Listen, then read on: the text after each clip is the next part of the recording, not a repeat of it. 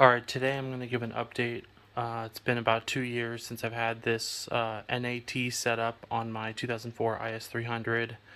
I just wanted to go through the entire setup because it seems like a lot of people are trying to do the turbo setup on the IS300 these days, and I just want to try to give some tips on how I've done it. It's been reliable for about 2 years now. I ran it on stock ECU. I'll talk about that in detail. But let's just cover the basic kit components. So it's running a CX Racing manifold. This is the one that you can get. They have it on eBay or the CX Racing site. It's you don't with the manifold you don't have to relocate ABS, but I still chose to. You can see it's a tight spot. I have my air filter pipe out just to give some view of the turbo elbow that's welded on to give some clearance to the frame rail, and then my oil drain line coming off the turbo going down to the block. So CX Racing manifold, that's a Garrett journal bearing 60-to-1 TO4S housing. It's got a P-trim turbine wheel and a 0.58 AR rear housing. It's got a Turbo Smart Hypergate 45mm wastegate. That has the same flange as the 44mm tile MVR. There's a few different ones. There's a precision wastegate that also uses the same flange. So you can just choose whatever you'd like to use in the wastegate department. I wouldn't use the wastegate that comes with the kit. If you buy the full CX Racing kit, it's junk, it's unreliable, it's going to creep and blow the motor up over time. So get quality components so that it lasts. The next thing is the tile 50mm blow-off valve. That has an 11 psi spring in it. It pretty much stays closed all the time because I'm still using the MAF on the stock ECU with a piggyback. If you blow off to the atmosphere with a weaker spring, it really throws off the AFRs and eventually just makes the car run like crap. If you're venting to atmosphere, the fuel trims go all out of whack. You can see up here I have the ABS motor, ABS pump, relocated to the battery tray. I just modified the bracket, cut some of the ears off so that it would mount into the plastic tray. I also have a catch can there, and the evap line, I have that teed into a hose that goes into my intake. That's this guy here. So this connects to my intake tube and will suck a vacuum on the evap line as well as the catch can. You can see my terminals for where I have the power hookups that now run to the back trunk for the battery. I have my power and ground there on the firewall. They're just low profile terminals. And then I have my O2 simulator box. Carl Long makes those.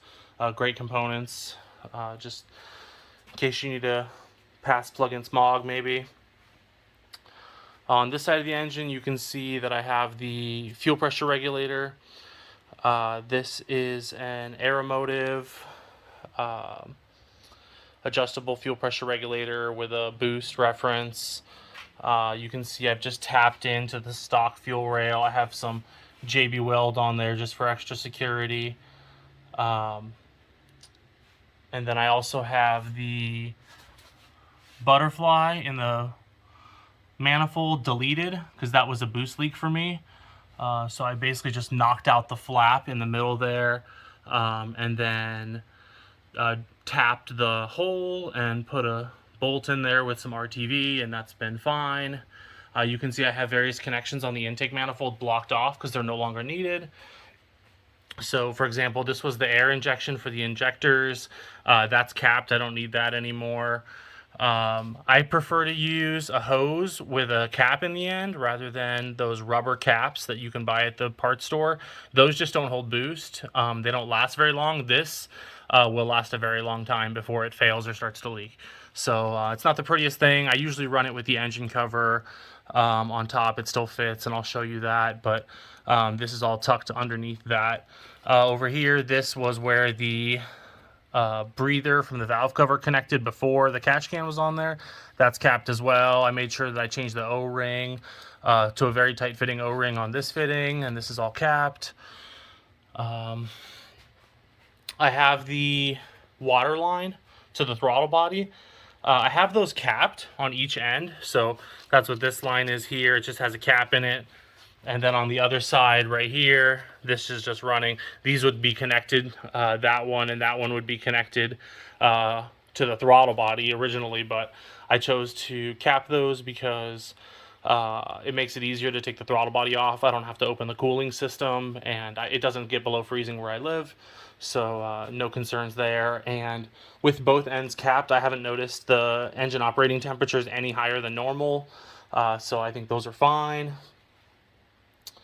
I have, like, again, for the catch can, both valve cover breathers are going to the catch can that's over here. Sorry, I'm trying to give you the light. And then the top port on the catch can is just pulling vacuum, like I said. I have a boom slang harness for my AEM FIC6 piggyback. That's just going right into the box. It all fits in there neatly. And then the loom goes into the car, where I have the ECU stashed under the dash, the FIC. I'm running the FMS 550cc injectors. Let's see if I can get the good view of that.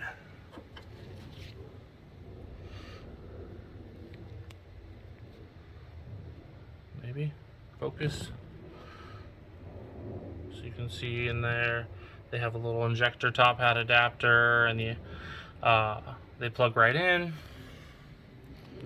Those are 550cc injectors. I'm running them about 45 psi base pressure, and it's just tuned in on the FIC, and it runs really nice AFRs on boost. You can see turbo's looking nice. Give it a little spin.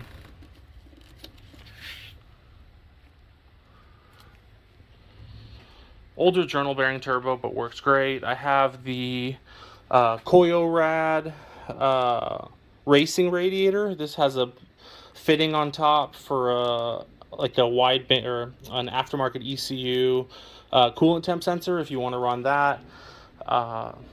It fits really nicely, and it cools very well.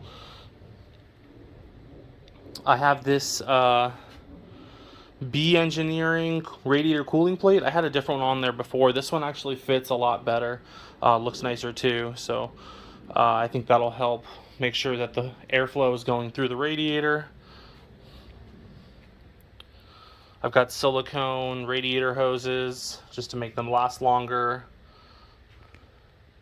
Within the throttle body, I have the Premium Japan Throttle Convert Kit that gives full control of the throttle body, similar to the throttle lock. It just works slightly differently. It has a bunch of metal gears that it comes with. I have another video on that. Check that out if you want to learn more about that kit. I highly recommend it. I haven't had any issues, no codes or anything. I've driven it on drift events. The car feels so responsive. I've forgotten what it's like to have throttle lag, like the factory throttle response on IS300. The pedal is actually not too stiff like it would normally be with a throttle lock, so by itself. So it's I highly recommend that setup.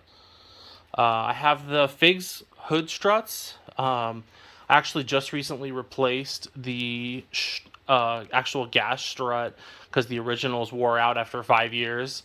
Rather than hitting up Figs for replacements, I just took it straight to the auto parts store, and they were able to match it up. I want to make sure that I cover how I have the vacuum lines hooked up, because I do have certain check valves to prevent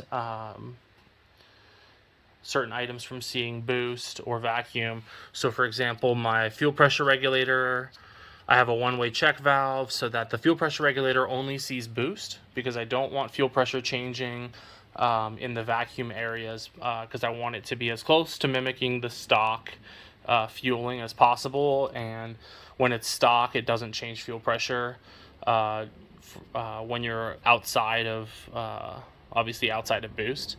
It just, the fuel pressure is consistent, so I wanted the fuel pressure to be consistent until I hit boost, so that's why I have a check valve on that one. I do have a check valve on. I still have the actuator connected for the butterfly valve. You can see in here I have a check valve on that as well, so that will only see boost and not vacuum, because I don't care about, or actually sorry, the other way around, that will only see vacuum and not boost, so that it functions the same way as it would from the factory, and that will help from throwing a VSV code. I also have all the evap stuff connected just like stock. I just have hose clamps on everything. Make sure that you do a thorough boost leak check, because if you have any boost leaks, then it will throw off your MAF readings, and the car it might run initially okay, it won't for a long period of time. The fuel trims will identify that there's a problem, the car will start trying to correct itself, and then you'll be chasing your tail, and you'll end up resetting the battery and starting over, and it'll drive okay for a little while, and then it gets worse and worse and worse. So try to avoid that. Fix all your boost leaks and vacuum leaks as best as you can, and the car will run great. You can run stock ECU and stock injectors. I did that for over a year. I had a 7 psi spring in the wastegate, and with the fuel pressure turned up to about 60 psi, it was plenty of fuel for my setup. It got a little bit lean in the colder months, just because it was making more power with the denser air. But it's all dependent on what your turbo setup is. You might be just fine running the stock fueling with a fuel return setup. For the fuel return setup, again, I have the stock rail tapped, and then I have the Aristo housing in the fuel pump hanger. I highly recommend the Aristo housing. It just works really well. Plug and play. You can just put an upgraded 340 LPH pump in and be set to make more power than this motor will hold as it is.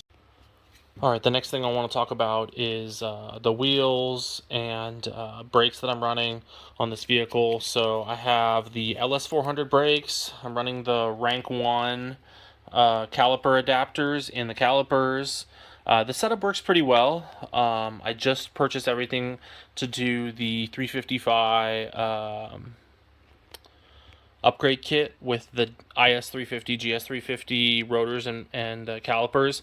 That's about an inch increase in size over these, so I'm looking for a little bit better stopping than the LS400 will do, and it's only a slight increase in price, and I plan on selling these. So if you're interested in your local Vegas or whatever, I can ship you the rotors and the calipers ready to bolt on. Hit me up, Instagram or here, message me. The car is on function and form Type 2 coilovers. You can see here they have the dampening adjustment. You can also see that I have an inch upper top hat spacer, and that actually serves to offset the angle kit that functioned as an RCA.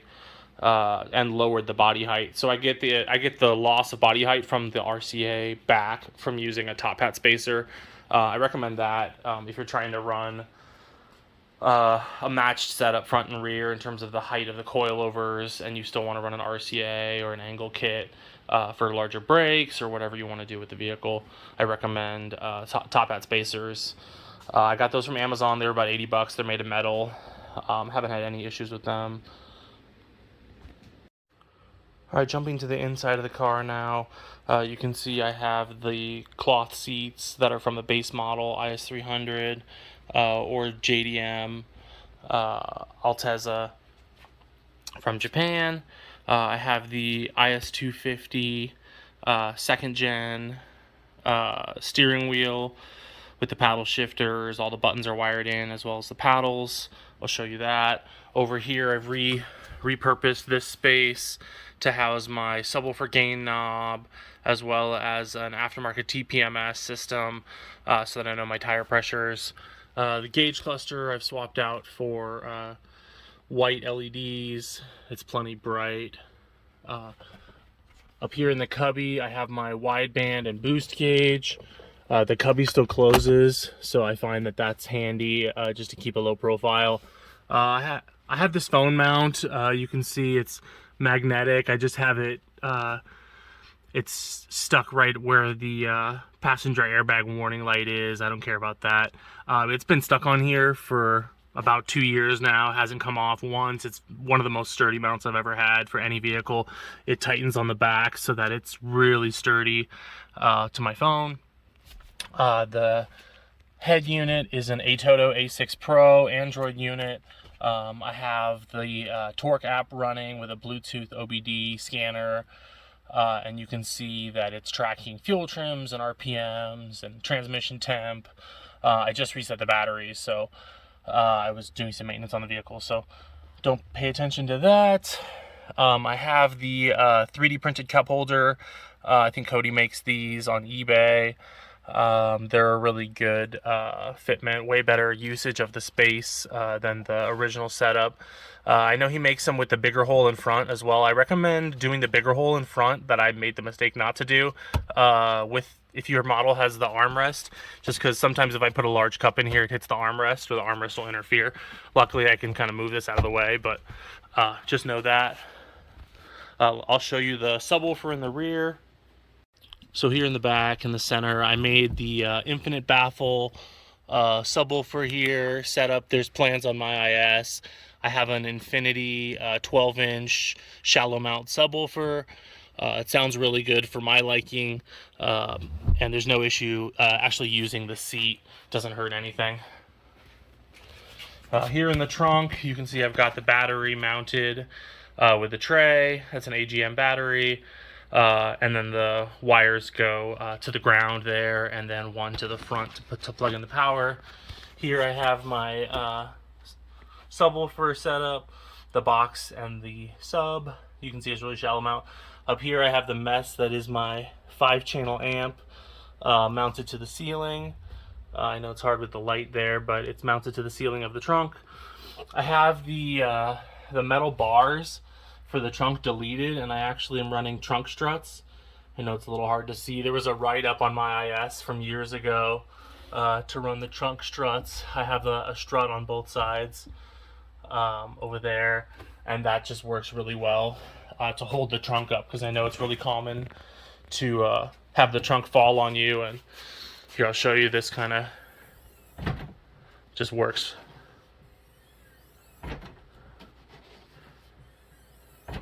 Very nice. All right, I'm going to go ahead and show you how the paddle shifters work on this wheel. I'm going to go ahead and put the car into manual mode, and you'll remember that you can only shift down to 2 with the paddles. You can see here.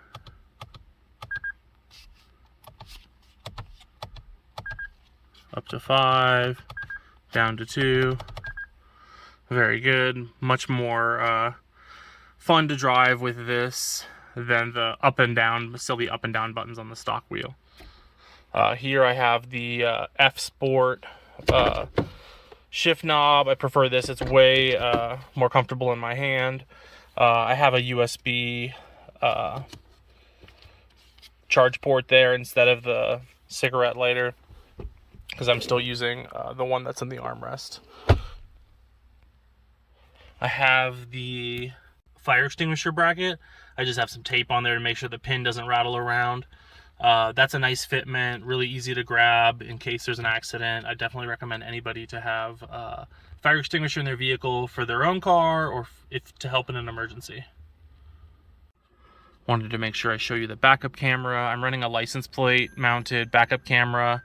I have a dash cam as well. That's what that noise was. I'll go ahead and put this in reverse. It's triggered to the reverse wire. The trunk is open. Let me go shut the trunk. I have it mounted to a license plate frame. It gives a really central view. It's adjustable up and down. I'll show you if I put it in reverse. I have that all wired up properly. That's a good view. You can see the bottom of the bumper from the view. Obviously, that's in my garage door. Here you can see the picture's really clear. It's a very central picture. Really helpful for backing up, because the visibility out of the rear in this is generally not great. I really am pleased with this Atoto Android deck. I've had it about 3 years now. It's been great. If I just put it in reverse, the response time is really good. Flick it back, goes right back to where I was before.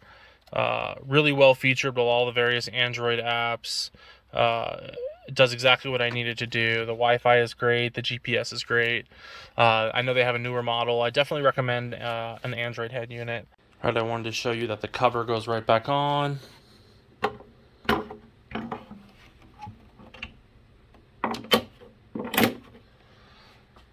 Looks a lot better with the cover. It's been on there a while. I don't have any concerns about the heat hurting that at all. It's pretty hard plastic.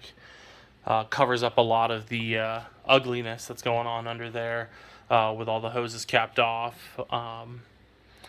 Definitely recommend trying to run your engine cover if you can. Gives it a more OEM look.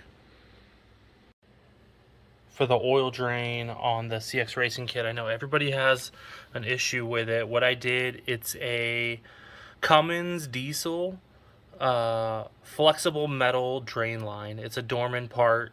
Look it up. I highly recommend doing that. I haven't had any issues, no leaks, no problems with the turbo at all with this setup.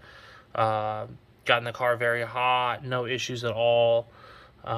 It only works with Garrett style, or it works with the Borg Warner turbos as well.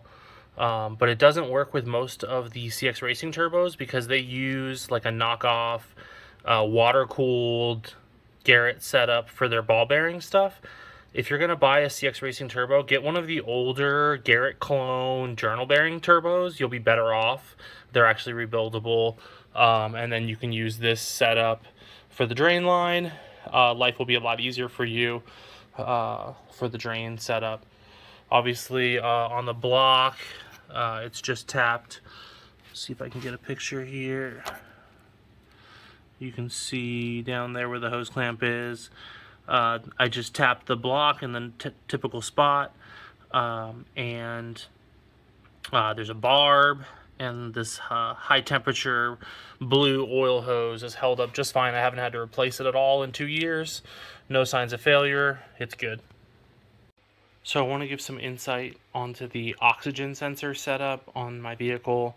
I have the secondaries simmed, so that's that. For the primaries, what I have is I took an old oxygen sensor that I had with the harness, and I cut the harness off of the oxygen sensor. And then for the harness, I plug it into the vehicle end where the plug is, as if it were connected to the sensor. And then on the other end of the wire, what I did is I tapped into the signal wires for the other bank. And it's literally just teed into the wires and soldered together. So that way what I have is essentially a plugged in O2 merge, and then if I unplug it from the vehicle where it's plugged in, I can plug in another oxygen sensor if I wanted to put a stock header back on or whatever, without having to do any wiring at the ECU. So that's the signal wires only on the oxygen sensor. For the heater wires, there's a couple different options. The way I have it set up is I have a resistor on the heater wires, and they share they're merged together at the ECU, and that's been working fine, no codes on that. But what you can also do is take the heater wires and actually connect them to a physical oxygen sensor that you can put in your exhaust or leave dangling. That way it won't throw a low voltage code for that oxygen sensor bank.